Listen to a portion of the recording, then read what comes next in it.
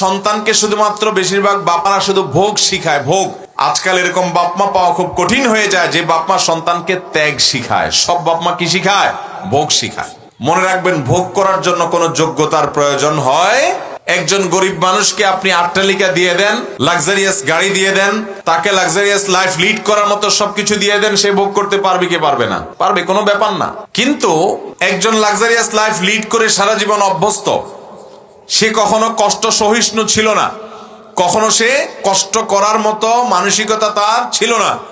তাকে যদি হঠাৎ কষ্ট করতে হয়, তাহলে তার জন্য কষ্ট করা সহজ হবে না, কঠিন হবে।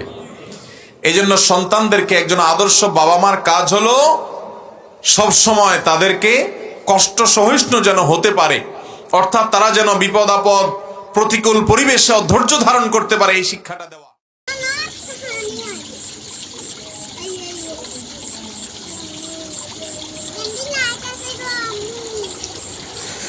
লাইট আছে, লাইট